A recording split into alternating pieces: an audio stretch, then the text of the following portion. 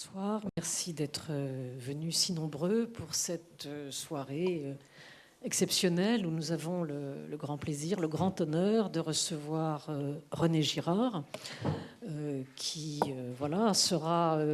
qui a fait toute sa carrière aux États-Unis et qui bientôt, je crois, sera un peu davantage en France, puisqu'il vient d'être élu à l'Académie française.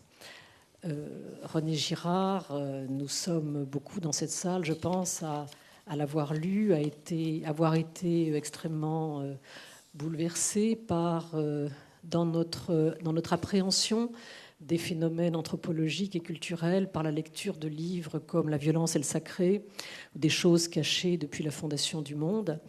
Ce soir, il va s'entretenir de la passion avec Benoît Chantre, qui est philosophe, écrivain et éditeur. Bonne soirée. Si vous aviez un petit papier en papier, il faut surnoter pour noter vos... Oui. Mais vous avez un crayon? Non, un chapitre seul. Très bien, merci. Ah, voilà, parfait.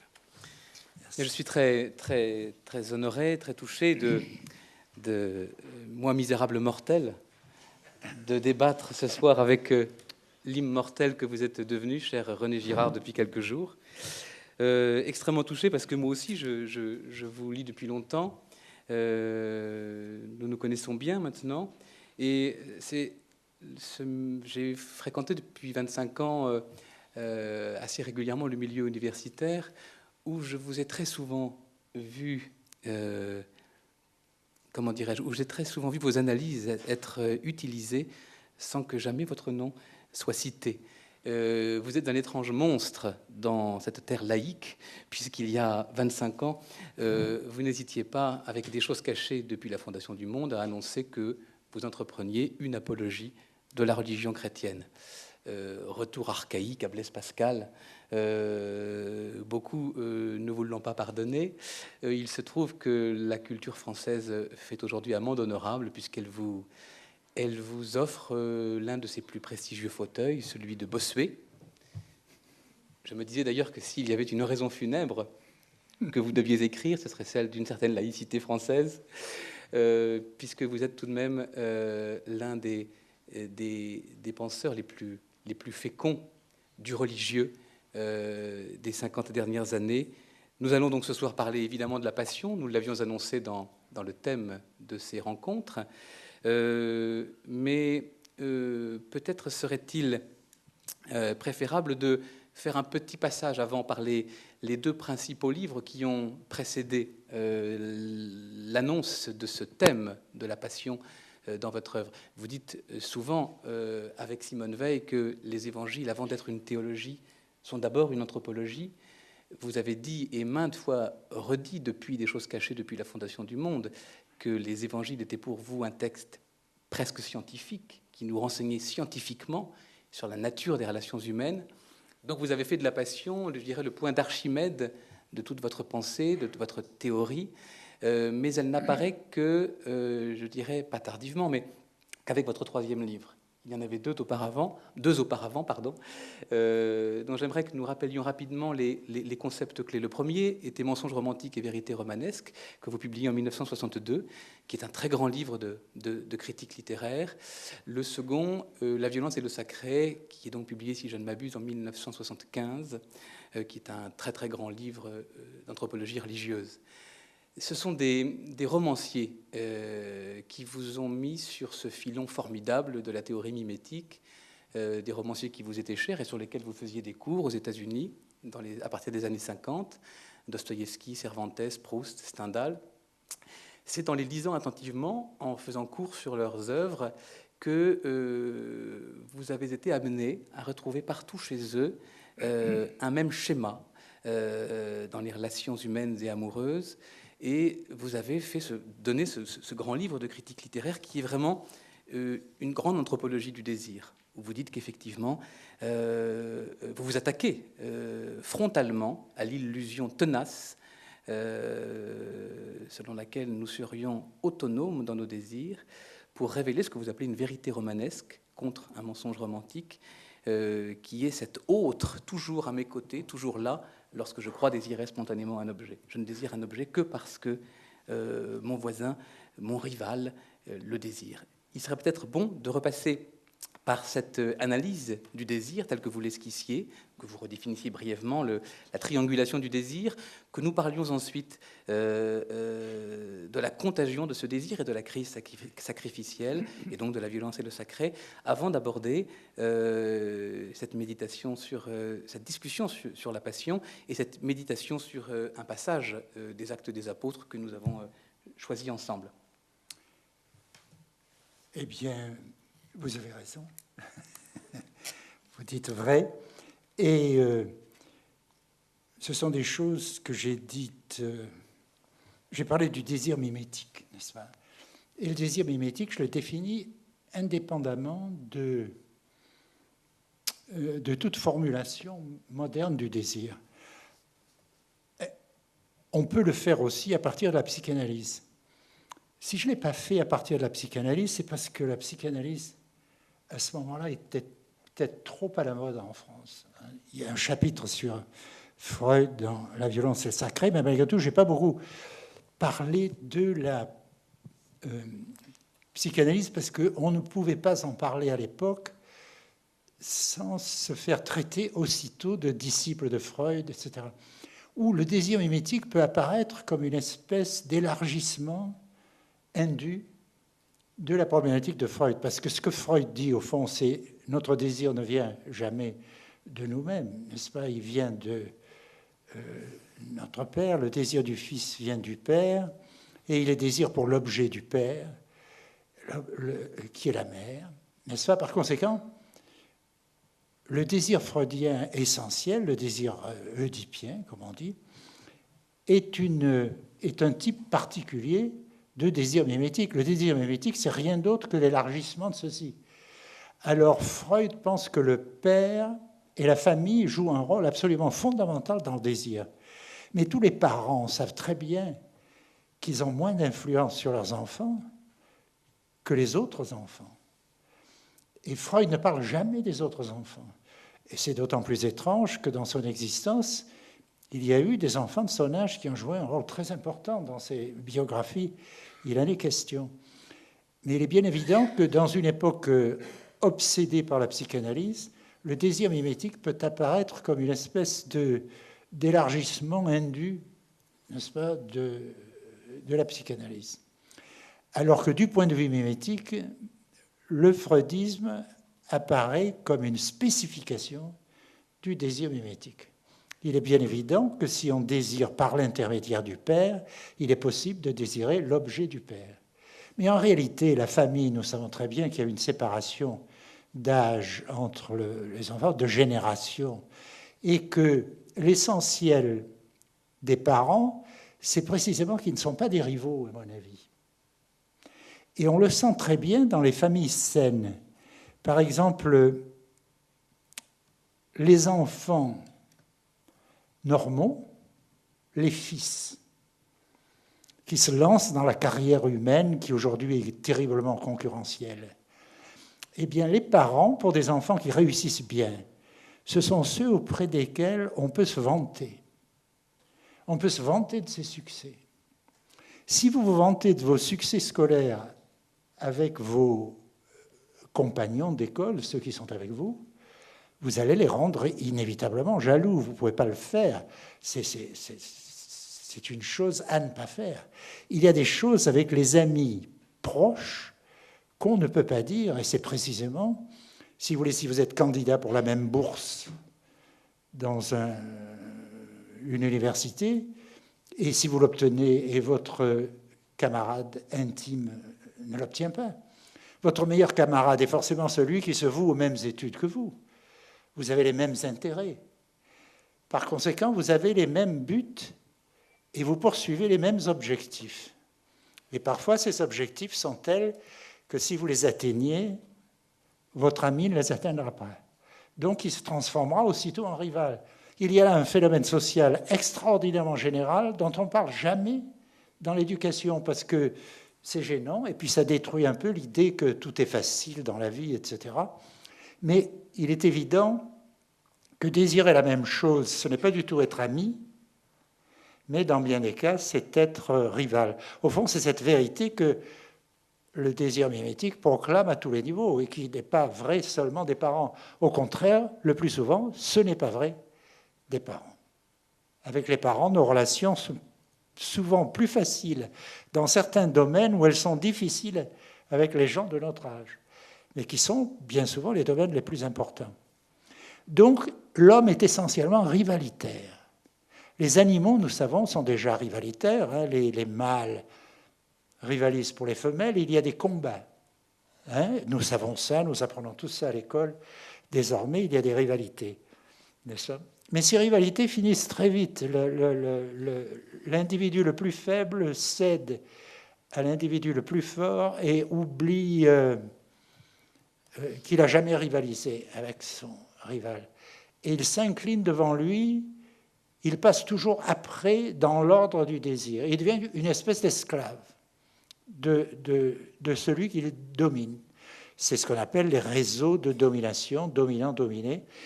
Et quand on parle de société animale, c'est essentiellement de ça qu'on parle. Il est bien évident que l'homme doit commencer à partir du moment où ces réseaux de domination deviennent impossibles. Et effectivement, nous n'avons pas de réseau de domination. Nous avons toutes sortes de choses extraordinaires qui sont écrites dans des textes, des positions dans la société qui sont données de l'extérieur, etc. Mais nous n'avons pas, peut-être parfois dans les milieux les plus louches de la société, de réseau de dominant-dominé. Et surtout, nous savons que les rivalités chez les hommes peuvent se poursuivre jusqu'à la mort et au-delà. Et l'homme seul a inventé ce qu'on appelle la vengeance. Si on réfléchit à la vengeance, on s'aperçoit que c'est une chose très étrange. Ce n'est pas... On a l'impression que c'est une institution humaine, n'est-ce pas ? La plupart des sociétés, il y a une institution de la vengeance. Mais c'est aussi une anti-institution, parce que toutes les sociétés sont obligées d'interdire la vengeance. Si la vengeance était permise, elle se déchaînerait de telle façon qu'elle détruirait la société. Donc la vengeance est toujours contradictoire. Elle est exigée par l'honneur, ce qu'on appelle l'honneur, le prestige, etc. Et en même temps, elle est interdite. Et toute la contradiction de l'existence humaine est là, dans les rapports entre proches. Parce que la vengeance, si on regarde aujourd'hui même les meurtres de vengeance, les meurtres de toute espèce, 9 fois sur 10, ils se produisent entre des gens qui se connaissent, n'est-ce pas ? Qui sont amis même et proches depuis longtemps. Par conséquent, il y a un problème de la rivalité chez les hommes qui est un problème lié au fait que nos désirs sont les mêmes. N'est-ce pas ? Tellement simple que nous ne le voyons pas. Et nous avons l'impression que les hommes devraient être d'accord, et plus ils sont semblables, plus ils aiment les mêmes choses, mieux ils s'entendent. Mais en réalité, c'est l'inverse. Lorsque les hommes aiment vraiment des choses différentes, ils n'ont pas entre eux de rapports qui leur permettent de rivaliser. Et donc là, c'est un schème très particulier que vous mettez en place, celui des frères ennemis, celui qui vont, puisque si je désire cet objet, c'est parce qu'un autre le désire, cet autre va devenir un modèle obstacle. Moi-même, ravivant son désir, je vais devenir modèle obstacle à mon tour, et nous allons finir par oublier l'objet de notre différend et à nous haïr dans une rivalité qui va aller croissant. Voilà. Vous tenez là, dans ce thème indifférencié, au contraire de la différence à laquelle Lévi-Strauss tient, lui, tant, vous avez là, dans cet indifférencié, ce continu, une cellule de violence élémentaire dont vous allez montrer la contagion dans tout le groupe, comme un cancer qui se répand et qui envahit l'ensemble du groupe. Lévi-Strauss a parfaitement raison d'insister sur les différences. Il est bien évident que la culture, c'est les différences. Et elle crée des différences, justement, pour éviter les rivalités. Et la plupart des cultures interdisent aux frères d'épouser la même femme, les dirigent vers des femmes différentes. Ce qu'on appelle les systèmes de parenté. Si on réfléchit à partir du désir mimétique, on s'aperçoit qu'ils ont une fonction réelle, qui est de séparer les rivaux potentiels. Si nous pouvons désirer la même femme, nous allons nous battre sur elle. Si nous ne pouvons absolument pas, il y a des chances que nous restions amis. C'est pourquoi les frères, dans les mythes, sont le symbole du conflit. Les frères ennemis, les jumeaux, Dans toutes les sociétés de la Terre, les jumeaux ont un rôle très, très, très particulier. Ils sont ennemis, mais ils incarnent, ils symbolisent l'indifférenciation, la perte de la culture, d'une certaine manière. Une culture qui se défait, c'est une culture où tout le monde devient un jumeau de tout le monde, n'est-ce pas? Où le jumeau est l'identité elle-même. Et cette identité est toujours conflictuelle. Ou alors elle est alternance d'amitié, de combat extraordinaire. Alors comment s'opère cette contagion? Comment partons d'une cellule de violence extrême, oui, et comment cet effet se répand-il dans le groupe? Parce que vous êtes... Alors, on peut penser, si vous voulez, lorsque le désir mimétique existe entre deux personnes, il est bien évident que l'objet désiré par ces deux personnes va devenir plus désirable pour des tiers qu'il n'était auparavant lorsqu'il était désiré par personne ou par une seule personne. C'est-à-dire que la troisième personne va bientôt s'ajouter, parce que la puissance mimétique, la puissance d'attraction de l'objet devient plus forte. Et lorsqu'il y en a 3, il y en aura bientôt 4, 5, et là, ça fait boule de neige tellement vite qu'on ne voit plus ce qui se passe. D'ailleurs, ceci est très vrai aujourd'hui. Il suffit de regarder ce qui se passe en bourse, n'est-ce pas, pour voir que les effets de bourse sont essentiellement des effets mimétiques. Vous ne désirez pas un stock, une action parce que vous savez qu'elle est meilleure, mais vous la désirez parce que vous savez qu'elle est désirée par d'autres. C'est ça qui compte.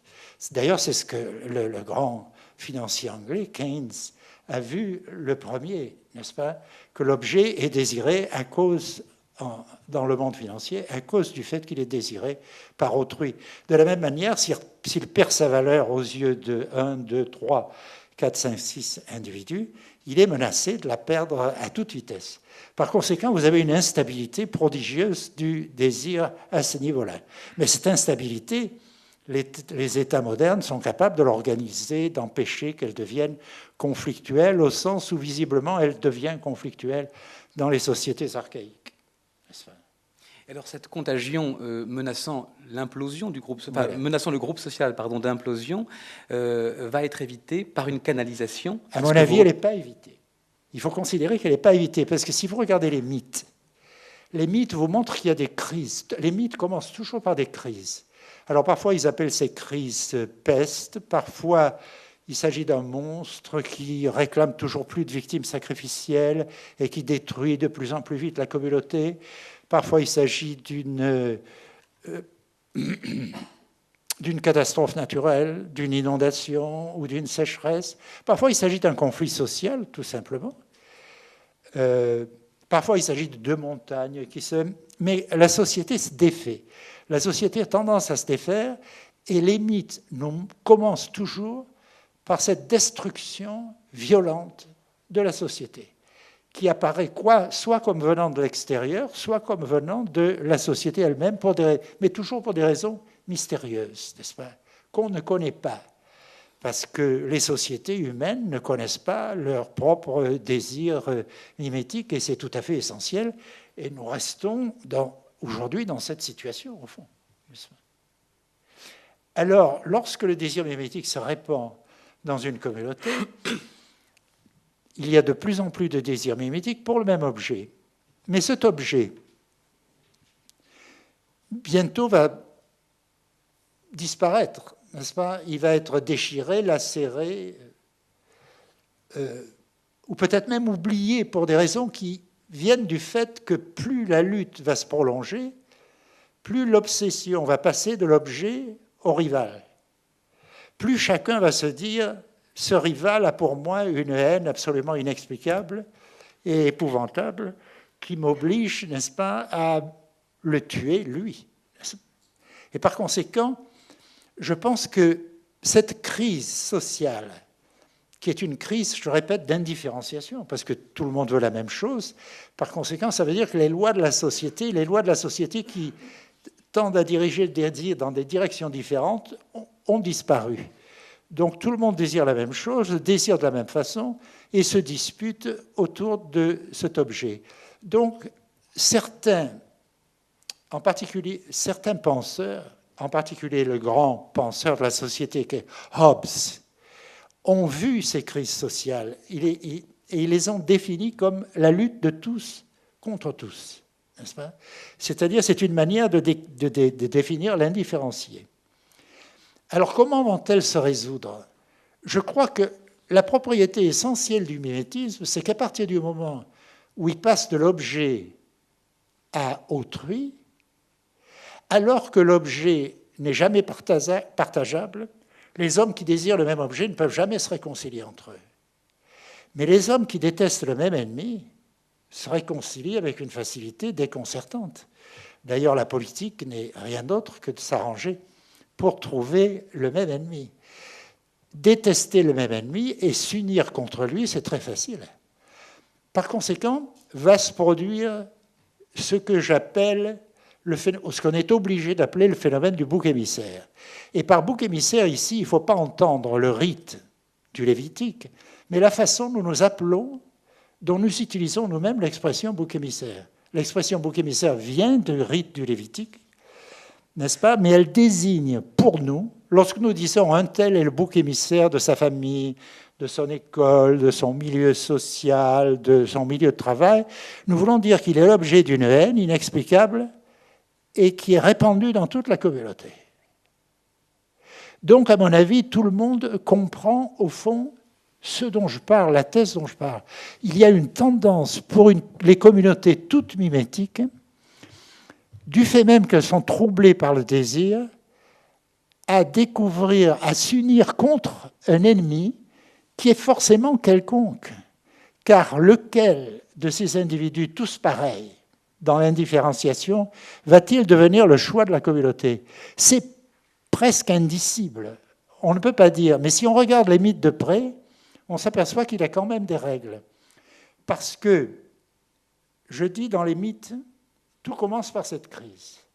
Et puis ensuite, il y a un drame où une victime unique est détruite par la communauté tout entière. Et cette victime, je dis, c'est ce bouc émissaire. La crise, c'est le désir mimétique qui l'a fait lorsque tout le monde se porte vers le même objet. Et le drame, c'est le désir mimétique qui le fait lorsqu'il dérive vers une victime dont je dis qu'elle est a priori quelconque. Si je choisis une victime, une fois de plus, elle a un attrait pour mon voisin. Si nous nous unissons contre la même victime, il y aura bientôt peut-être 3 qui s'uniront. Et là aussi, la chose peut faire boule de neige. Si la communauté tout entière fait boule de neige contre une victime quelconque, je répète, elle va s'unir contre cette victime, il n'y aura plus qu'un seul ennemi. Cet ennemi va être détruit, forcément, puisque tout le monde est contre lui. Et une fois qu'il est détruit, il est bien évident qu'il y aura un moment de repos, un moment où tout le monde aura l'impression qu'il n'a plus d'ennemis. N'est-ce pas ? Par conséquent, il y aura une réconciliation, si brève soit-elle. Mais le principe de la chose est facile à comprendre, je pense. Vous avez une question ? Cet être immolé, coupable du désordre, une fois immolé, devient restaurateur de l'ordre et donc divinisé. Vous tenez là l'ambivalence de la victime. Ce qu'il faut voir, c'est lorsque la société se découvre réconciliée, il est bien évident qu'elle va être absolument stupéfaite d'avoir réussi son coup, en quelque sorte. Et elle va se sentir confirmée au sujet de la culpabilité de cet individu. Il devait bien être coupable puisque nous l'avons tué et nous voilà réconciliés. Mais en même temps, cette réconciliation, il la voulait, il s'est offert pour nous d'une certaine façon, et maintenant, si vous voulez, nous devons le considérer comme surnaturel, comme une espèce de divinité, à la fois très méchante, qui nous a punis, peut-être parce que nous le méritions, et qui maintenant nous réconcilie parce qu'au fond, elle veut notre bien. N'est-ce pas ? Mais bien entendu, cette expérience ne va pas détruire le désir mimétique. Cette expérience va le calmer pour un certain temps.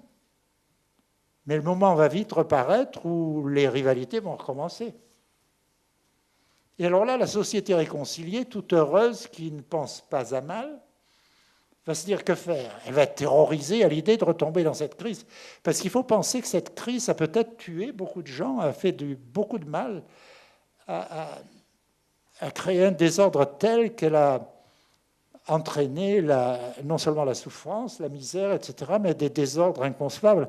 Donc elle va tout faire pour essayer d'éviter une nouvelle crise. Et elle va penser à ce qui s'est passé. Comment cette crise a été résolue? En tuant une victime. Et si on essayait la même chose? Si on choisissait délibérément une victime et qu'on la mette à la place de ce Dieu que nous avons tué et qui nous a sauvés, n'est-ce pas, pour obtenir le même résultat. C'est ce que font les sociétés. Et c'est ce qu'on appelle, bien entendu, le sacrifice. Il faut comprendre que le mouvement vers le sacrifice, loin d'être quelque chose d'imaginaire, d'absurde, etc., dure depuis trop de temps. Il doit y avoir des dizaines de milliers d'années qu'il existe. Il doit être lié à quelque chose de fondamental dans la communauté de cette victime qui nous a sauvés. Donc nous avons besoin d'une autre victime. Nous cherchons à la rendre aussi ressemblante que possible à cette victime qui nous a sauvés. Et nous savons que cette victime, elle était à l'intérieur de la communauté. Donc les victimes sacrificielles, la plupart des communautés les adoptent, même si ce sont des animaux, et les font pénétrer à l'intérieur de la communauté, et souvent les traitent comme des êtres humains. Mais je pense que essentiellement, les premières victimes sacrificielles sont des êtres humains, pour commencer. Nous savons très bien que c'est tantôt l'un, tantôt l'autre. Mais dans la plupart des communautés qui ne pratiquent plus que le sacrifice animal, elles pensent malgré tout que le sacrifice humain, c'est le plus fort de tous. Et nous savons très bien, par exemple, que les Grecs, au moment de la bataille de Salamine, la veille de la bataille, le général en chef a dit c'est tellement important, tellement prodigieux, qu'il faut faire un sacrifice humain. N'est-ce pas? Donc il y avait un souvenir, on sait, et Thucydide, qui n'a pas l'habitude de raconter des blagues, dit qu'on a tué 2 esclaves la veille de la bataille de Salamine, la Grèce classique. Tellement la cause était importante qu'on est revenu au sacrifice humain pour essayer de se tirer d'affaire. On a d'ailleurs réussi. N'est-ce pas? Par conséquent, vous voyez ce que j'essaie d'expliquer. J'essaie d'expliquer rationnellement, à partir de l'observation la plus concrète et la plus limitée qui soit, le schème religieux, non pas comme une espèce de récit au sujet de l'origine du monde, etc., une explication parce qu'on aurait envie d'avoir la science, mais on ne l'a pas, comme disait Auguste Comte. C'est absurde, tous ces trucs-là. Il y a forcément quelque chose de beaucoup plus fondamental dans une institution comme le sacrifice, qui est universel, qui a été universel à une certaine époque. Tuer des victimes, ça ne va pas de soi. Et avoir l'impression que de tuer des victimes, c'est un moyen de se sauver. N'est-ce pas? Je pense qu'à partir du mimétisme et de cette victime originaire, on peut comprendre le sacrifice, qui est un effort pour répéter l'expérience, toujours répéter cette même expérience qui nous a sauvés.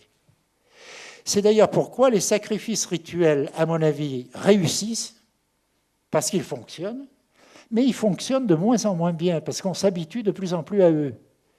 Autrement dit, on est de moins en moins impressionné en tuant ses victimes. Il y a une tendance à l'usure du religieux, du sacrificiel, etc. L'usure du religieux que nous constatons dans notre société a sans doute toujours existé. A toujours existé dans la mesure où le religieux consiste à toujours répéter des mêmes gestes qui sont très émouvants, tuer quelqu'un, et qui provoquent ce que les Grecs appellent une purification, catharsis. Et cette purification, c'est la purification des passions, c'est-à-dire c'est ce qui nous calme. Par conséquent, c'est à partir de la passion, de la colère humaine, de l'orgueil et de la colère qu'il faut penser le sacrifice, n'est-ce pas? Et en même temps, le religieux, en devenant une habitude, perd de plus en plus de son pouvoir.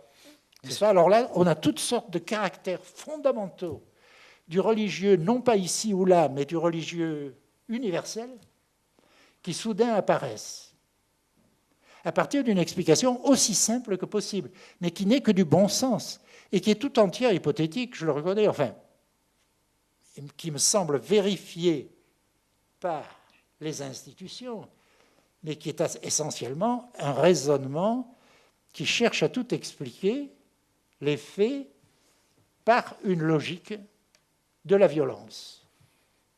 Alors, ce qu'il y a d'étrange, c'est que ce que je dis, personne ne l'a jamais fait, parce que c'est d'une simplicité désarmante, mais ça fonctionne admirablement. Et pourquoi on ne l'a pas fait? Parce que les seules sociétés qui sont intéressées aux religions en général sont les sociétés modernes, qui l'ont fait à partir de la philosophie des Lumières. Et ce que la philosophie des Lumières ne voulait pas admettre, ce qu'elle considérait comme le plus impossible, c'est que l'homme soit essentiellement violent et ait besoin de calmant pour cette violence. Elle est toujours décidée à voir dans l'homme un être bon, etc., qui devient mauvais justement à cause du religieux. C'est parfaitement ridicule.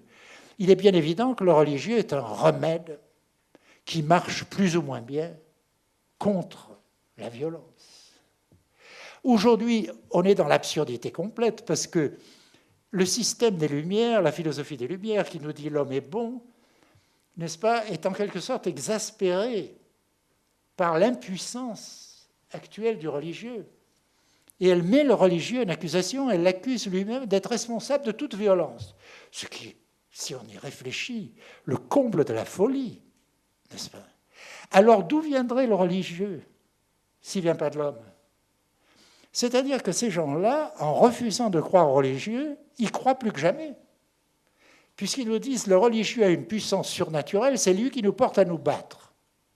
On est en pleine absurdité, mais une absurdité circulaire qui ramène le religieux sous sa forme la plus violente, au moment où il prétend s'en débarrasser. Vous voyez? Alors la question qu'il faut poser, c'est est-ce que ce religieux archaïque, c'est le seul religieux? Et à mon avis, je réponds non, il y a un autre type de religieux. Avant d'en arriver là, revenons aux origines de l'humanité tout simplement, oui. Puisque c'est ce que vous nous proposez. Je voudrais insister sur une distinction sur laquelle ne reviennent pas assez souvent vos commentateurs, au point parfois de confondre même les deux. Il y a chez vous une distinction fondamentale entre ce que vous appelez victime émissaire et ce que vous appelez victime de substitution. La victime émissaire, vous l'avez compris, c'est celle qui, aux origines de l'humanité, dans une société de super chimpanzés ou de pré-hominidés, celle qui a été immolée au moment où la surchauffe mimétique a été telle qu'il a fallu canaliser la violence sur un seul, etc. La victime de substitution, c'est celle, comme vous le disiez à plusieurs reprises, qui fonde le rituel et qui est la première chose ou le premier être à être mis à la place d'un autre, donc le premier symbole. Et avec la victime de substitution, à l'origine du rituel, émerge de sociétés animales, émerge brusquement dans ce que vous appelez une catastrophe systémique, un Big Bang anthropologique, la sphère de la symbolicité, du langage, qui va être au départ centré sur la victime. C'est donc le caractère centripète des sociétés très religieuses, et de plus en plus centrifuge au fur et à mesure que le langage va se développer et va permettre une communication de plus en plus fine, de plus en plus élaborée, et donc un cerveau plus puissant pour supporter ce nouvel outil. L'invention du sacrifice, c'est l'invention de la substitution. C'est le souvenir de ce meurtre collectif originel qui nous a calmés, qui nous a réconciliés. N'est-ce pas? Et alors nous essayons de le refaire en substituant une nouvelle victime à la victime originaire. La victime sacrificielle est toujours à la place du Dieu, n'est-ce pas? L'invention de la substitution, c'est quelque chose de prodigieux, parce que c'est aussi l'invention du langage, par exemple, un mot pour une chose, etc. Une victime pour une autre. Je pense qu'une victime pour une autre, c'est l'invention même de la culture, parce que l'homme est celui qui est capable de substituer quelque chose pour une victime pour une autre, un objet pour un autre, un signe pour une chose, n'est-ce pas? Donc là derrière, il y a le langage, il y a tout.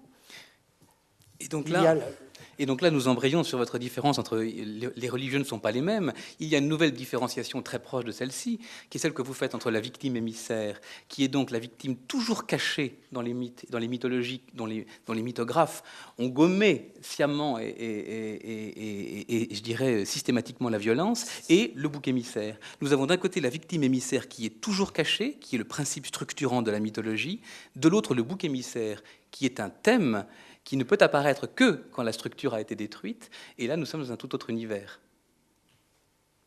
Effectivement, oui. Qui est celui de la révélation chrétienne. Voilà. C'est ça, parce que le savoir du système lui-même, n'est-ce pas? Alors, si nous regardons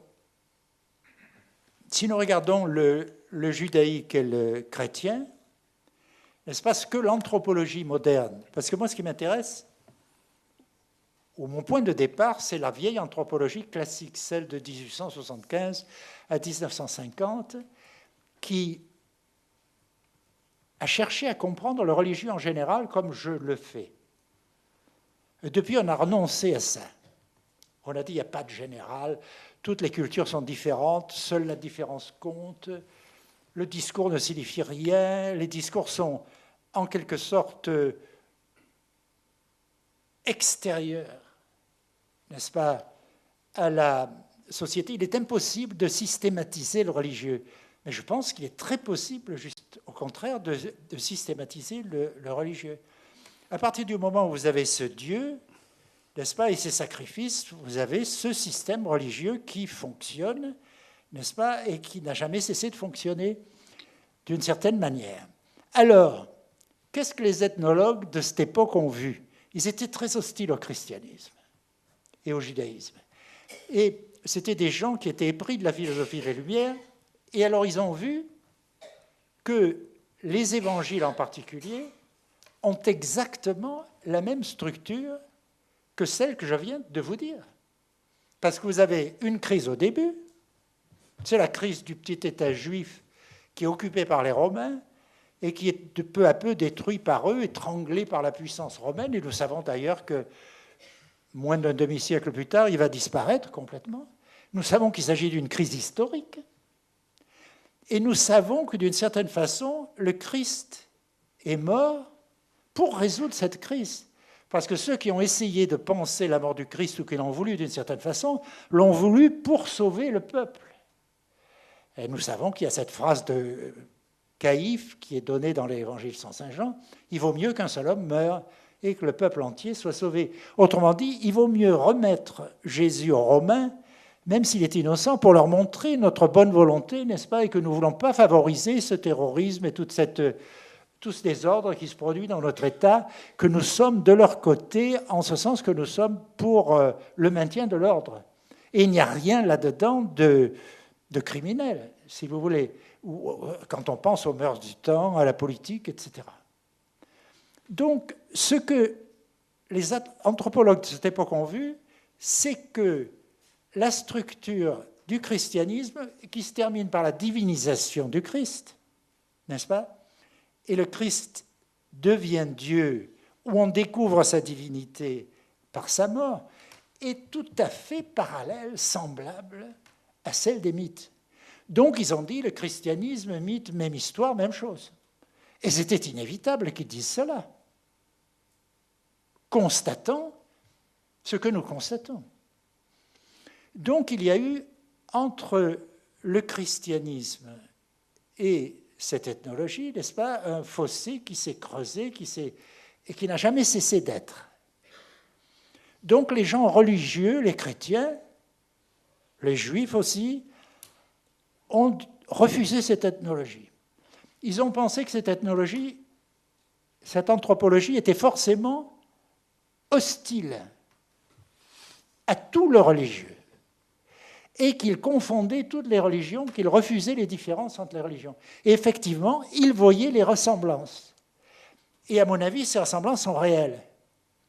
Et les églises, aussi bien juives que chrétiennes, ont eu tort de ne pas reconnaître ceci. Parce que d'une certaine façon, elles ont accepté l'interprétation anti-religieuse de ces ressemblances. Et vous me direz, mais il est impossible de ne pas l'accepter. Comment faire autrement? Vous avez exactement la même structure dans les deux cas, n'est-ce pas?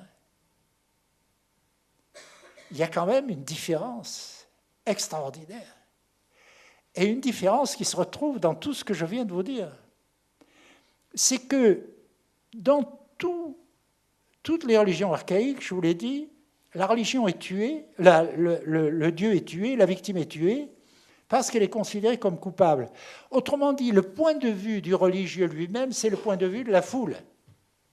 C'est le point de vue de la communauté qui s'est transformée en foule et qui va redevenir communauté grâce à ce meurtre.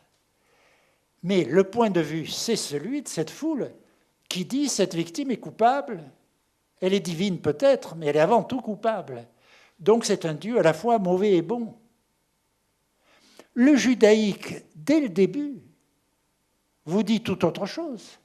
Il vous dit la même chose, bien sûr, mais il vous dit la victime est innocente. Aucun mythe n'a jamais dit ça. Lorsque les gens vous disent qu'il n'y a pas de différence entre le judaïsme et le christianisme d'un côté et les autres religions, je dis, mais ils n'ont pas regardé. Ils n'ont pas vu que, ou alors ils ont tenu ce que nous avons dit jusqu'ici pour absolument essentiel, et la seule chose, les événements qui se produisent dans l'affaire sont les mêmes. Mais le point de vue est radicalement différent. Puisque, prenez l'histoire de Joseph, par exemple, dans la Genèse. C'est très proche du mythe d'Oedipe, comme la Passion. Mais dans un mythe, c'est Joseph, la victime unique de ses frères, qui aurait tort et qui serait coupable. Dans la Bible nous montre que les frères de Joseph se conduisent moins comme des frères que comme une foule furieuse. Et ils vendent leurs frères. Regardez l'affaire de Job.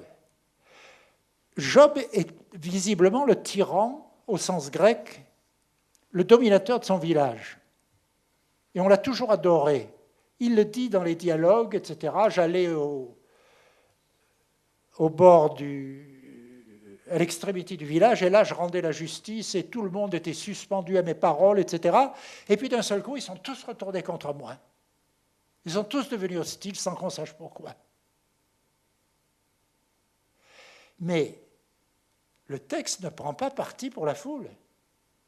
Le texte prend parti pour Job. Alors que le mythe d'Oedipe nous dit Oedipe a vraiment commis un parricide et un inceste et il mérite de mourir. Et la psychanalyse confirme ceci, marche avec le mythe, puisqu'elle nous dit non seulement qu'Oedipe est coupable, mais tout le monde est coupable de parricide et d'inceste. Donc on est dans l'univers mythique jusqu'au cou. On ne l'a jamais été. La Bible vous dit pas du tout. Tout ce qu'on raconte sur Job, donc Job a la parole, la victime prend la parole.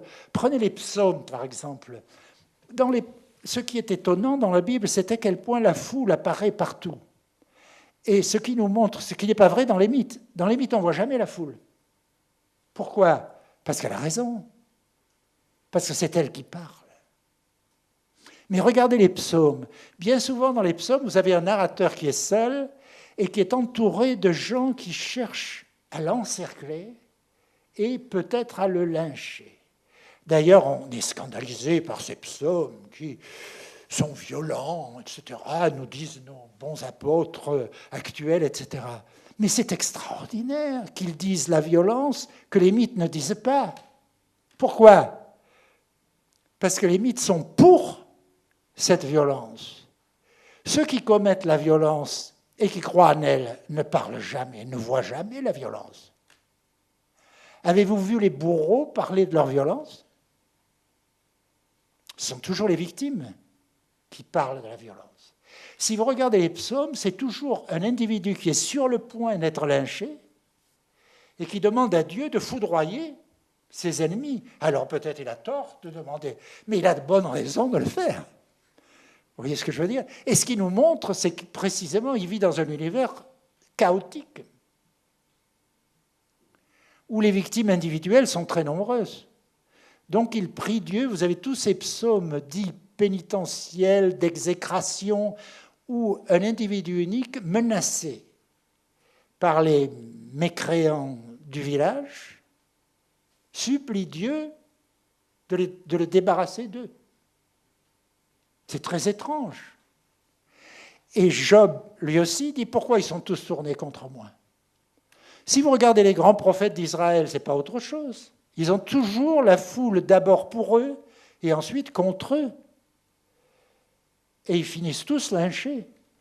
Et tout ce que dit Jésus, c'est « Il va m'arriver ce qu'il arrive aux prophètes. Nul n'est prophète en son pays. » Lorsqu'il y a un prophète dans un pays, tout le monde est contre lui et l'expulse. Donc il généralise.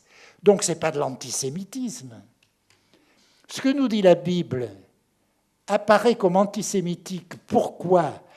Parce qu'aujourd'hui, si vous voulez, elle dit sur les Juifs une vérité qui est la vérité de tous les peuples de la terre.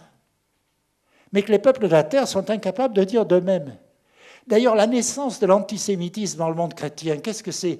C'est devant cette révélation de la violence dans la société judaïque. Comment allaient réagir tous ces païens qui étaient terriblement violents eux-mêmes mais ne le reconnaissaient pas ? Ils allaient dire, mais ce sont les Juifs qui sont violents. La preuve, regardez leur texte. Autrement dit, exactement ce que nous disons aujourd'hui, où nous le croyons si fort. Vous voyez ? Alors il est bien évident que la Bible parle sans cesse de violence, ce que les mythes ne font pas. Donc les mythes sont propres, grecs, hellènes, cette Grèce admirable qui ne connaît pas la violence, qui est toute merveille, cette démocratie qui dure 50 ans et qui s'abîme dans la plus formidable catastrophe politique qui ait jamais existé. D'autre part, ces Grecs qui étaient si forts, à l'époque où on nous dit qu'ils sont infiniment supérieurs aux Juifs, ils avaient toujours le rite du pharmakos. Et qu'est-ce que le rite du pharmakos ? C'est le rite du sacrifice dionysiaque humain, où la ville d'Athènes, si civilisée, elle prenait les vagabonds, elle les gardait, elle les nourrissait à ses frais pour qu'on puisse les tuer au moment de la fête des Targélies, qui était la grande fête de Dionysos. Nous avons des textes du 1er siècle avant Jésus-Christ qui montrent que ce sacrifice existait toujours humain. C'est le christianisme qui s'en est défait. N'est-ce pas ? Mais il ne faut pas croire que parce qu'un texte parle de violence, il est violent. Le texte qui se plaint de la violence, c'est la victime qui parle. Ce n'est pas toujours la vraie victime, mais c'est la victime qui parle. Les bourreaux ne se plaignent jamais de la violence. Il n'y a jamais de violence autour d'eux. Ils ne sont jamais coupables de violence. Parler comme je le fais, ce n'est pas d'ailleurs incriminer les Grecs ou autre chose. Ils ne pouvaient pas être autres qu'ils n'étaient. Très certainement. Mais il n'y a pas de doute que la conscience du caractère victimaire de la société humaine apparaît dans l'univers judaïque. Et là, d'ailleurs, si on pense en termes de bouc émissaire, on s'aperçoit que la proximité entre l'Ancien et le Nouveau Testament, comme on disait jadis, est extraordinaire. C'est exactement la même affaire, n'est-ce pas ? Et les Juifs comme les chrétiens disent c'est Dieu qui révèle tout ça. C'est Dieu qui révèle à l'homme son péché. Mais l'homme n'a pas du tout envie d'entendre parler de son péché. Et surtout pas aujourd'hui. Et aujourd'hui, moins que jamais. Il n'a jamais été plus innocent qu'aujourd'hui. Il n'a jamais été plus menacé. Et il n'est plus menacé par les bêtes sauvages, que je sache. Il n'est plus menacé, au fond, même, il n'est pas menacé par les événements naturels. Il est menacé par le mal qu'il fait lui-même à la nature. N'est-ce pas ? Autrement dit, cette menace aujourd'hui qui est très particulière, qui pèse sur les hommes, sur la société humaine, sur la vie humaine, sur la vie de la planète elle-même, d'où vient-elle ? Des hommes eux-mêmes. Jamais de nous, bien sûr, de nos voisins. N'est-ce pas ? Mais ce que le judaïsme et le christianisme nous annoncent, c'est très précisément ça. C'est pourquoi l'annonce de la révélation de la victime et l'annonce d'un univers extrêmement dangereux où la violence est déchaînée, c'est la même chose. Parce qu'il n'y a plus de sacrifice. Et le christianisme nous dit tout le temps, les religions anciennes, c'était pour les enfants, c'était pour les bébés à la mamelle, n'est-ce pas? Mais aujourd'hui, il va falloir passer aux choses sérieuses. Il va falloir renoncer à ces moyens que nous avons de nous préserver de notre violence en la rejetant sur les autres. Il y a le sacrifice, il y a la guerre, il y a toutes sortes de moyens divers, n'est-ce pas, auxquels nous continuons à recourir, pas de façon directement religieuse, mais nous avons toujours la guerre et toutes sortes de choses. Donc, regarder le judaïsme et le christianisme de près dans notre univers, c'est très, très difficile. N'est-ce pas? Parce que le faire sérieusement, ce serait se mettre en accusation soi-même. La différence entre l'univers archaïque et l'univers, le texte archaïque religieux et le texte chrétien, le texte judaïque et le texte chrétien, c'est que le bouc émissaire apparaît en toutes lettres. Il est dit. Et pour être dit, il faut qu'il soit compris. Lorsque nous pensons tous, personne d'entre nous n'a jamais fait l'expérience d'avoir un bouc émissaire, une victime. Est-ce que ça va dire que nous n'avons jamais? Ça pourrait bien vouloir dire que nous en avons tout le temps. Puisque nous ne savons rien sur eux. Se découvrir soi-même responsable d'une attitude victimaire et d'avoir un bouc émissaire, sans doute c'est un phénomène de conversion extrêmement rare, n'est-ce pas? Et qui est essentiel à l'univers judaïque et chrétien. C'est ce que visiblement la religion moderne a oublié ou veut oublier ou ne parvient plus à se souvenir de cela, n'est-ce pas? Et c'est très facile à faire dans la mesure où les textes paraissent extérieurement différents. La différence est dans le fait que la structuration du texte archaïque, qui est cachée à ceux qui le vivent, apparaît explicitement dans l'écriture judaïque et chrétienne. L'écriture judaïque et chrétienne est la vérité de la religion archaïque. Donc, la relation entre les deux n'est pas du tout une relation de bien, de mal dans la religion archaïque et de bien chez nous, puisque nous sommes toujours dans l'archaïque, mais nous sommes dans un archaïque qui est de plus en plus mal fichu, et que souvent nous confondons avec le christianisme d'ailleurs, parce que c'est très facile, n'est-ce pas? Donc tout ce que je dis est extrêmement simple et les conséquences sont assez compliquées sur le plan de la façon dont nous vivons les choses. Il y a donc deux religieux qui, sur fond de similitudes frappantes, sont profondément différents.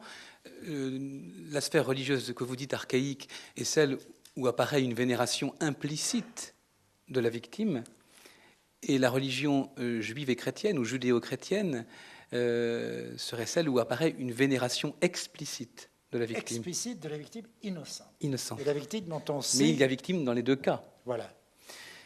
Ce qui fait donc, en fait, et c'est là que c'est très très intéressant de voir à quel point vous avez, il y a du Pascal en vous. Je le disais tout à l'heure à propos de votre apologie de la religion chrétienne. Quand Pascal fait sa grande distinction des ordres, des corps, de l'esprit et de la charité, il fait de la charité un savoir supérieur à celui de l'esprit. Et Dieu sait si celui de l'esprit est puissant. Or, nous avons bien ce cas-là avec les structuralistes qui, fascinés qu'ils sont par les sciences dures, ne veulent pas regarder le sacrifice. Et on vous a accusé pendant des années d'être un ethnologue affectif, trop compassionnel. Mais cette compassion même n'est-elle pas, d'une certaine manière, un savoir supérieur? Parce que vous êtes celui qui, finalement, dévoile ce qu'il ne faut jamais regarder, c'est-à-dire la victime. La victime. Comme le cœur du réel, comme le cœur de la structure. Puis il faut faire attention au fait aussi que le plus souvent, ma pensée est congédiée comme absolument sans intérêt, puisque je suis chrétien. Et alors, il va de soi pour tous ceux qui m'entendent que je suis chrétien d'abord et penseur ensuite, et que ma pensée vient de mon christianisme. En réalité, c'est très évidemment le contraire. Je n'ai pas dit un mot de religieux dans ce que je vous ai dit. J'ai essayé de démontrer par des faits purement textuels que le judaïsme et le christianisme sont radicalement autres que l'archaïque, dans la mesure même où ils semblent parfaitement identiques. N'est-ce pas? Et c'est ça le paradoxe.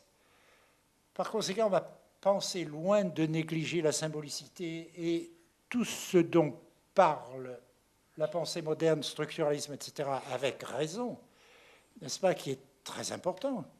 Le rapport entre le langage et le réel, n'est-ce pas, elle est très proche. Elle l'utilise, mais d'une manière radicalement autre, et sans supprimer la réalité.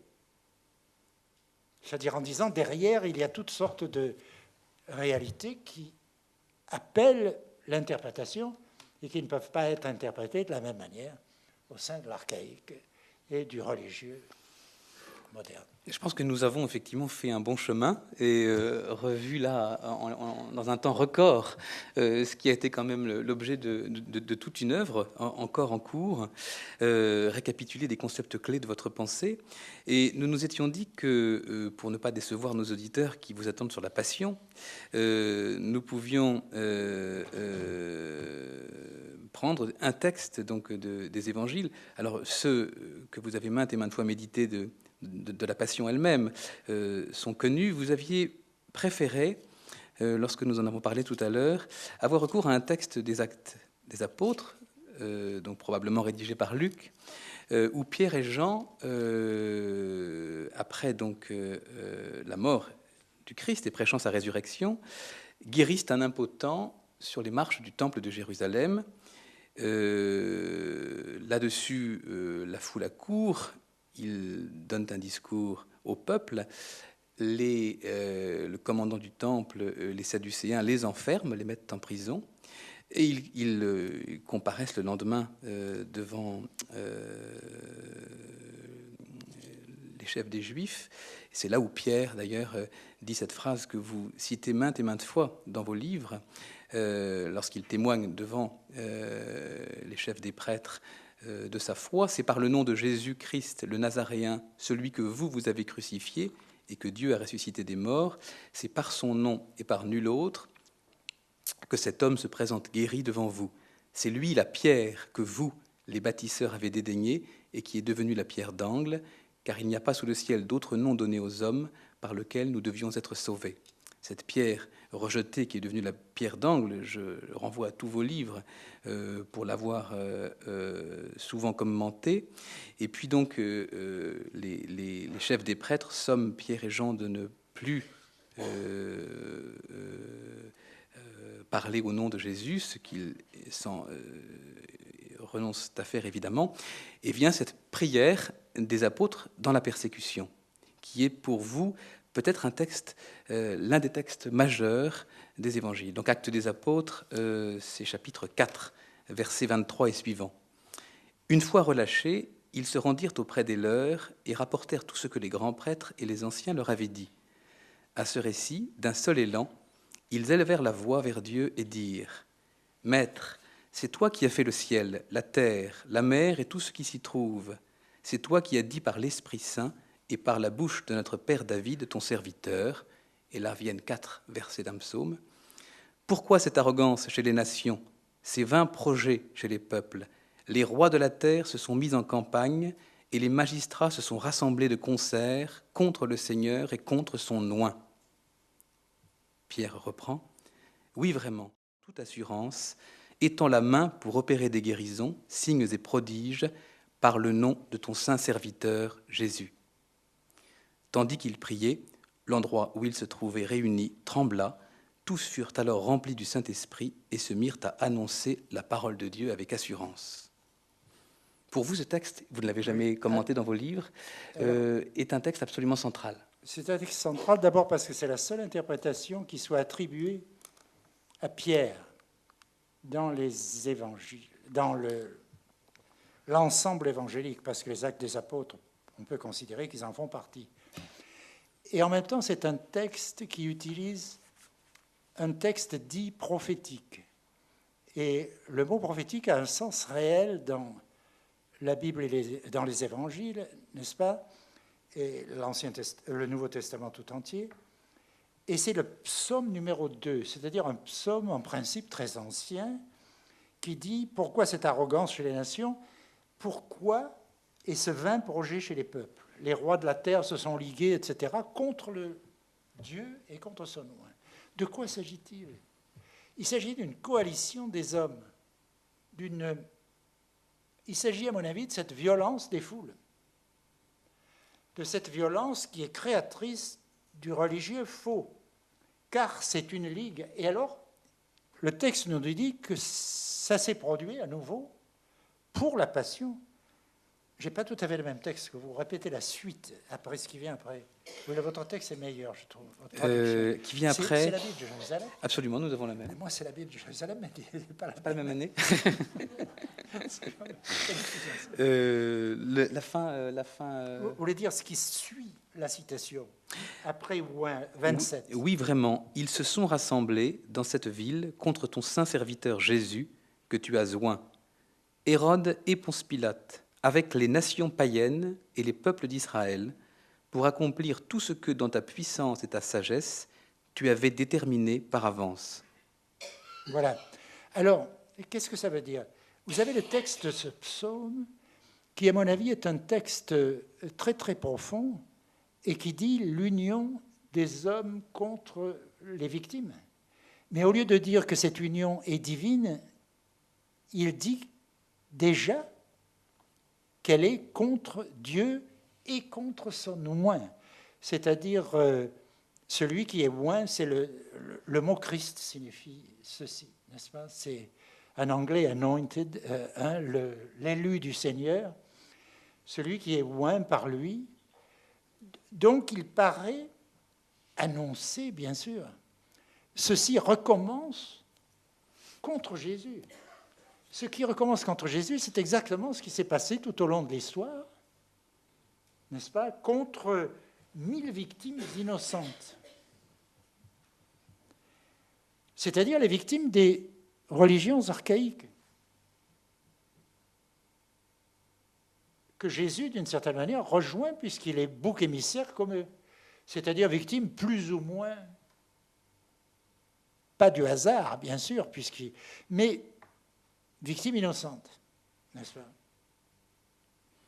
Et alors, cette fois, ceci se produit pour que tout soit révélé, n'est-ce pas? Dans ta sagesse, tu avais déterminé à l'avance que tout se passerait ainsi pour que la vérité soit révélée. Et immédiatement après, nous avons toutes sortes de choses apocalyptiques, n'est-ce pas, ou une annonce avant, d'ailleurs, en fait. Mais nous voyons très bien que Pierre est conscient, il n'y a pas vraiment complot entre Ponce Pilate et les Juifs et tout ça, mais il y a une union suspecte. Et à mon avis, la notion de complot ici est à la place du mimétisme. Il y a cette union humaine, n'est-ce pas, contre la victime innocente qui va se rejouer contre le Christ. Mais cette fois, ça va avoir des résultats néfastes pour ce type de religion. Et ça va la détruire. Saint Paul verra très bien ce dont il s'agit, et alors il aura des phrases absolument extraordinaires qui disent « si les puissances », parce que les puissances et principautés, ce sont les rois et princes de ce monde, les puissances et les principautés dans le Nouveau Testament, ce n'est pas du tout des choses magiques, mais ce sont les puissances de ce monde, qui sont considérées comme des puissances religieuses d'une certaine façon, au sens archaïque, n'est-ce pas? Et Paul dira, si les puissances de ce monde avaient su, elles n'auraient jamais crucifié le Seigneur de gloire. Pourquoi? Parce qu'une fois qu'elles ont crucifié le Seigneur de gloire, elles sont perdues. Elles sont prises à leur propre jeu, elles vont être révélées. Donc vous avez des images dans d'autres lettres de Paul, comme dans la lettre aux Éphésiens, la lettre aux Colossiens peut-être, où il est dit que les puissances sont attachées à la croix, sont crucifiées avec le Christ, donc visibles sur la croix, révélant leur vraie nature, de même que Jésus révèle sa vraie nature. Ça, c'est des textes tout à fait extraordinaires que la théologie n'a jamais expliqués et ne peut pas expliquer en dehors, vous voyez, d'un schème qui fait du christianisme le retournement des religions archaïques et leur révélation, la révélation de ce qu'elle signifie réellement, de cet accord qui ne se connaît pas lui-même, mais qui est coupable dans la mesure où il est mensonger. Le fait qu'il soit mensonger, d'ailleurs, je vous ai dit tout à l'heure que c'est très difficile à voir, etc. Mais si vous regardez les mythes, comment se fait-il que dans les mythes, si vous regardez les héros mythiques, ils ont certains traits caractéristiques. Pas tous, mais certains d'entre eux. Par exemple, il y a beaucoup de boiteux, Oedipe. Il y a beaucoup d'infirmes. Il y a beaucoup de gens qui sont définis comme étrangers à la communauté. Et encore quelque chose comme... Qu'est-ce que ça veut dire ? Ça veut dire que les étrangers, les infirmes, les gens qui ne sont pas connus de la communauté sont les plus susceptibles d'être tués par elle. Si on regarde les mythes de près, on s'aperçoit que c'est le hasard ou un demi-hasard qui a joué et que derrière, il y a des phénomènes de foule qui ne se connaissent pas et se terminent par la divinisation mensongère de la victime. Mais on peut montrer que derrière tout ceci, il y a des faits anthropologiques repérables. De même, si vous voulez, cette présence d'étrangers dans 2 mythes sur 10 peut-être, c'est excessif. Cette présence d'infirmes dans peut-être 5 ou 6 mythes sur 10, tout le monde se dit pourquoi cette cour des miracles des héros ? Ou alors il y a des héros et héroïnes qui sont magnifiques, qui n'ont pas le moindre, Aphrodite par exemple, qui sont super beaux, mais ceux-là aussi sont généralement touchés par la foule. La foule se portera plus volontiers vers les plus frappés par le sort, les infirmes, etc., mais aussi vers les êtres exceptionnels par les avantages et le mérite. C'est d'ailleurs ce que dit le Christ. Nul n'est prophète en son pays. Tous les prophètes sont toujours détruits par la foule. L'être exceptionnel est toujours refusé par la foule. Donc il y a toujours de l'exceptionnel dans le Dieu, même si c'est un exceptionnel insignifiant, comme le fait d'être boiteux, pieds beaux, ou... qui est le cas d'Oedipe.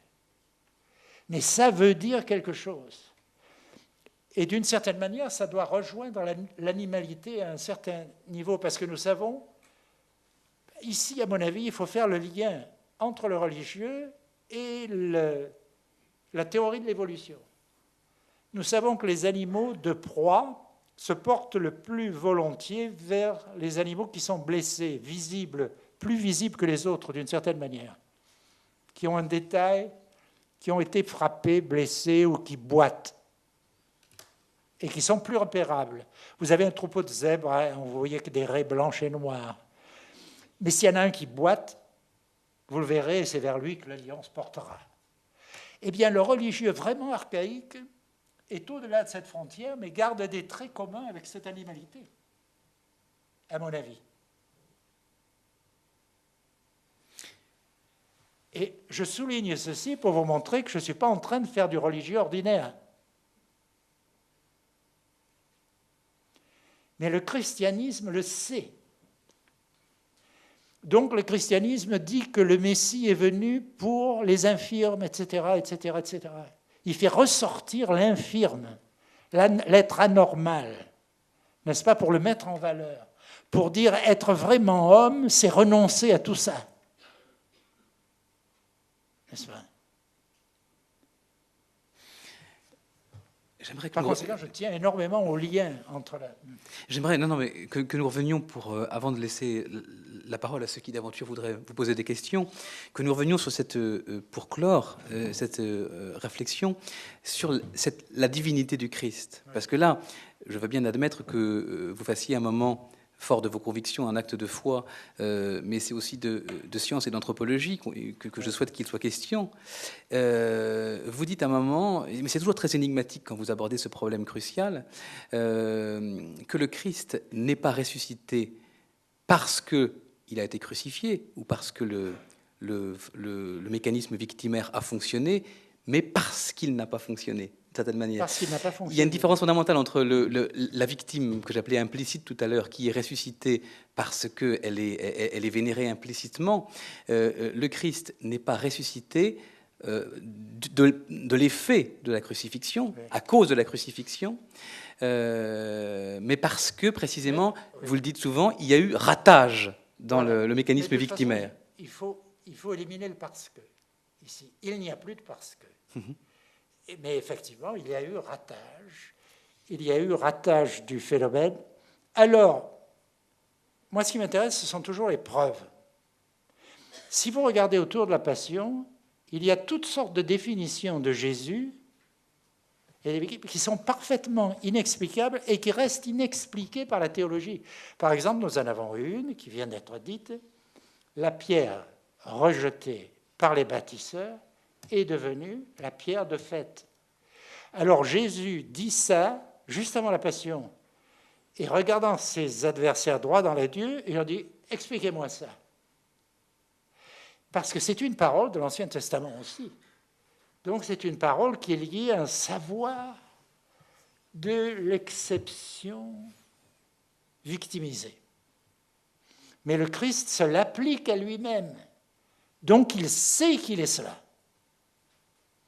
Et la théologie n'a pas encore expliqué et ne se pose jamais cette question. Cherchez dans les manuels de théologie, voilà le Christ lui-même qui pose une question à ses auditeurs.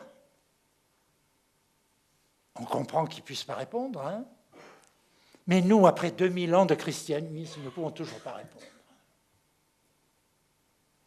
Mais je pense que la théorie mimétique répond à cette question. Le Christ sait qui il est. Il est donc un prophète qui vient à la suite de bien d'autres prophètes qui ont eux aussi été victimes de lynchage, qui ont eux aussi subi presque les mêmes supplices. Donc il vient à la suite de cette lignée des prophètes. Il est donc sont les favoris de Dieu. Et alors, qu'a-t-il, lui, le Christ, de plus que les prophètes qui l'ont précédé? Qu'est-ce qui se passe-t-il à ce moment-là pour que vous puissiez poser cet acte de foi? Il est fils de Dieu. Cet acte de foi est essentiellement l'acte de foi chrétien. Nous nous sommes séparés des Juifs, à mon avis, par rien, dans la mesure où le prophétisme est là, a le même sens, mais nous disons, cette victime qui est la dernière, les résume toutes les autres, définit tout, complète et réalise la vérité tout entière, et est ce que le christianisme appelle l'incarnation de Dieu. Il est Dieu lui-même. Et c'est ce dire qui exige la Trinité, bien sûr. Alors nous dirons, cet acte de foi, est-ce que c'est un pur acte de foi? Bien sûr, c'est un pur acte de foi, il faut le considérer comme acte de foi, il ne faut pas supprimer l'acte de foi. Mais il y a toutes sortes de choses qui sont tout autour de lui et qui vous disent que ça doit être vrai. Et alors je vais vous en citer 2 ou 3. Le mot pour l'Esprit Saint. L'Esprit Saint est toujours là. C'est l'Esprit Saint qui nous éclaire sur la vérité du religieux. Et l'Esprit Saint, dans l'Évangile de Jean, tout à coup, il y a un moment où il ne s'appelle plus l'Esprit Saint, mais il s'appelle le Paraclet. Alors les fidèles ont le droit de se demander, mais le Paraclet, d'où vient ce mot? Qu'est-ce que ça veut bien dire, le Paraclet? Eh bien, nous savons très bien, c'est un mot grec très ordinaire et très utilisé à l'époque où les évangiles l'ont employé, parakleitos, qui veut dire tout simplement l'avocat de la défense. Et l'avocat de la défense, c'est le contraire de Satan. Nous savons que Satan signifie l'accusateur. L'acte d'accusation, c'est le mythe. L'acte de la défense, ce sont les évangiles qui révèlent le mensonge de l'acte d'accusation. Par conséquent, derrière ces termes, vous avez un savoir de ce que je suis en train de dire. Vous avez une illustration par des termes qui disent la même chose, qu'on ne peut pas expliquer autrement, ou qui deviennent soudain explicables si on accepte ce que j'ai dit précédemment. Je vous remercie vivement. J'aimerais terminer en parlant à nouveau, mais en vous lisant, en lisant plus la Bible, mais René Girard, la très très belle conclusion que vous donniez à ce livre d'entretien historique, Des choses cachées depuis la fondation du monde, vaut toujours aujourd'hui, évidemment. Elle est sous le signe du Paraclet, sous le signe de l'Esprit, sous le signe de la résurrection. Et j'aimerais que nous terminions là-dessus avant de donner la parole au public. Vous écriviez, vous disiez plutôt, puisqu'il s'agissait d'un livre d'entretien, j'ai commencé à revivre en découvrant non pas la vanité totale, mais l'insuffisance de la critique littéraire et ethnologique face aux textes littéraires et culturels qu'elle s'imagine dominer. C'était avant d'en arriver à l'écriture judéo-chrétienne. Jamais je n'ai pensé que ces textes étaient là pour être contemplés passivement, comme des beautés naturelles, les arbres d'un paysage, par exemple, ou les montagnes dans le lointain. J'ai toujours espéré que le sens ne faisait qu'un avec la vie. La pensée actuelle nous entraîne vers la vallée des morts, dont elle catalogue un à un les ossements. Nous sommes tous dans cette vallée, mais il ne tient qu'à nous de ressusciter le sens en rapprochant les uns des autres tous les textes sans exception, plutôt que certains d'entre eux seulement. Toute question de santé psychologique me paraît subordonnée à celle plus vaste du sens partout perdu ou menacé, mais qui n'attend pour renaître que le souffle de l'esprit. Il ne s'en faut que de ce souffle désormais pour susciter de proche en proche l'expérience d'Ézéchiel dans la vallée des morts. Je vous remercie. Merci.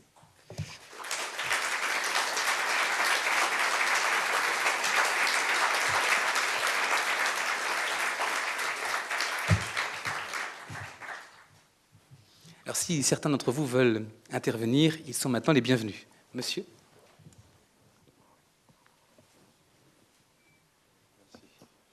Tout à l'heure, vous avez dit, à propos du mécanisme que vous décrivez, la théologie ne l'a pas vu. Alors, il y a deux hypothèses. Soit la théologie ne peut pas le voir, et vous faites plaisir à la culture laïque. On dira René Girard est un scientifique, et puis par ailleurs, il est chrétien. Ou la théologie peut le voir, mais ne l'a pas encore vu, parce que la théologie, c'est une science qui avance. Et au fond, je vous poserai la question, pourrait-on vous classer comme un théologien dans le sens où la théologie peut être scientifique ? Oui, non, c'est la seconde. Non, si j'ai dit la théologie ne l'a pas vu, j'ai eu tort, d'une certaine façon. Vous voyez ce que je veux dire ? La théologie voit à sa façon, n'est-ce pas ? Alors, et je ne veux pas me prétendre supérieur à la théologie, certainement pas. Donc, vous avez raison de me reprendre. Mais ce que je dis, c'est qu'aujourd'hui, plus personne ne comprend cette théologie. Elle est devenue complètement desséchée dans la mesure où plus personne ne connaît rien sur le christianisme. Nous sommes revenus à un paganisme à peu près total, vous voyez, parce que même dans les classes d'instruction religieuse, tout ce qu'on enseigne, c'est que le monde est bon et doit être suivi et que le péché n'existe pas, etc., etc. Mais si on retourne à la théologie classique, on s'aperçoit que tout ce que je fais, c'est traduire en termes anthropologiques des choses qu'elle dit d'une certaine façon, ou qu'elle implique, ou qui sont implicites en elle, n'est-ce pas ? Et par conséquent, je ne veux certainement pas la critiquer. Mais je dis, pour ressaisir la pertinence du texte, on va bientôt. Vous voyez, aujourd'hui, on vit dans un univers où on a décidé, non seulement les anti-chrétiens, les laïcs, etc., mais les chrétiens eux-mêmes ont décidé que tout le sérieux est du côté de la science. Et tout le pas sérieux, le futile, l'agréable, etc., est du côté du religieux qui est irrationnel, et tout ceci. Alors je dis, ça ne marche pas du tout. Vous voyez, parce qu'accepter ça, c'est très bien sur le plan de la vie quotidienne en ce moment, etc. Mais sur le plan de la vie intellectuelle et spirituelle et de la réflexion sur ce qui se passe à notre époque et l'histoire que nous vivons, c'est vraiment zéro, pire que zéro. N'est-ce pas? Alors ça nous plaît à tous parce que ça nous permet, si vous voulez, nous permet de vivre dans la consommation quotidienne et à ne pas penser au fait qu'une certaine histoire religieuse est peut-être en train de se poursuivre et d'appeler, et que nous sommes appelés à la comprendre, à la suivre. N'est-ce pas? Donc nous avons aujourd'hui plus besoin d'anthropologie que de théologie. Si vous présentez la théologie chrétienne, la théorie de la Trinité, par exemple, ça passe pour absolument absurde. Ben, au fond, une des choses que j'ai essayé de faire ici, c'est de montrer qu'elle est absolument nécessaire. Si la victime est essentielle, et si la victime est le vrai Dieu, au fond, dans la mesure où elle est absolument innocente, et où elle incarne tout le passé d'une certaine manière, où les religions archaïques sont déjà prophétiques d'une certaine façon, n'est-ce pas? Il est bien évident que ce que j'ai fait, c'est d'une certaine manière de justifier la Trinité. Eh bien, la Trinité, elle est là. On l'enseignait jadis aux enfants, mais on l'enseignait comme une chose, malgré tout, qui était un peu morte. N'est-ce pas? Parce qu'il faut bien voir que pour comprendre la Trinité, il faut comprendre que Dieu est victime. Et le Dieu qui est victime ne peut pas être le Tout-Puissant qui reste présent en même temps. N'est-ce pas? Il faut que d'une certaine manière, il soit autre. La théorie des personnes divines est liée à ça. D'autre part, il y a aussi une troisième personne qui est ce paraclet dont j'ai parlé, le Saint-Esprit. Donc toute ma conclusion était au fond sur la Trinité, c'est-à-dire théologique d'une certaine façon. Rejoignez la théologie par l'intermédiaire de l'anthropologie que je défends. Et je suis d'accord avec vous, je n'aurais pas dû médire. C'est l'entraînement rhétorique qui m'a fait. Mais vous avez bien fait de me reprendre. Oui, bonjour. J'avais deux questions, donc je vais essayer de les poser toutes les deux. La première, c'est qu'on sent que la victime sort la communauté de la rivalité, que ce soit une victime implicite ou une victime explicite. Et du coup, il y a un personnage qui se révèle de façon nouvelle, pour moi, vous écoutez. Un personnage, pardon. Qui se révèle de façon nouvelle, avec cet éclairage-là. C'est quelqu'un qui sème la discorde, c'est Paris. Et j'aurais aimé avoir Paris. Un personnage qui sème la discorde. Du coup, c'est avec votre éclairage, je vois plus très bien comment le voir, justement. La deuxième question est très, très, très différente, mais je me permets de la poser en même temps, au cas où. Vous avez parlé de la charité comme savoir supérieur de Pascal. Et là, c'est un point qui m'intéresse beaucoup, mais je n'ai pas vraiment perçu la façon dont il s'articulait. Et c'est un point qui me semble important. Ouais. Là, vous devriez peut-être répondre. C'était simplement sur le reproche souvent fait à René Girard de faire de l'ethnologie affective. C'est-à-dire que dans les années 70, au moment où dominait quand même l'approche structuraliste dans l'étude des mythes, s'intéresser à la victime, comme René Girard le faisait à l'époque, de la violence et le sacré, était étrangement jugé trop compassionnel, trop affectif. Et donc, si on comprend qu'effectivement se tramait à l'époque chez René Girard une apologie du christianisme, donc on pense évidemment à Pascal, on pense à sa grande distinction des ordres, et on pense au savoir comme prôné par Pascal. Alors, redéfinissez ces trois ordres, parce que peut-être il y a beaucoup de gens qui ne sont pas les c'est la grande différence des pensées de Pascal. La distance infinie qui sépare les corps des esprits figure la distance infiniment plus infinie qui sépare les esprits de la charité, car elle est surnaturelle. Phrase de mathématicien absolument géniale, de théologien conséquent, qui veut dire qu'effectivement, l'homme d'esprit est invisible aux yeux du capitaine, mais le moindre mouvement de charité est encore plus invisible à l'homme d'esprit que l'homme d'esprit est lui-même invisible au capitaine, aux yeux charnels, aux grandeurs de ce monde, aux puissances des principautés dont parlait René Girard tout à l'heure. Et Pascal de suggérait que l'acte de charité ou le regard de la compassion est un savoir supérieur à celui de l'esprit. C'est une phrase très mystérieuse, c'est pas énormément développé par Pascal. Je trouvais, et c'est pour ça que je me permettais de parler de Pascal, parce que je sais que René Girard est très pascalien, je le sentais et je le sais maintenant pour en avoir souvent parlé avec lui, qu'effectivement voir la victime dans des structures où elle est sciemment dissimulée, masquée comme dans les mythologies, c'est avoir un savoir de charité. Voir la victime dans des interprétations qui vont elles aussi tendre à ne pas la faire apparaître, c'est avoir un regard de charité. Et c'est donc d'une certaine manière voir l'invisible. Alors on n'est plus dans un ineffable théologique, on est dans voir ce qui est invisible dans la structure mythique, c'est-à-dire la victime, au centre de la structure. Est-ce que j'ai répondu à votre question ? Alors après, je passe la parole à René sur Paris.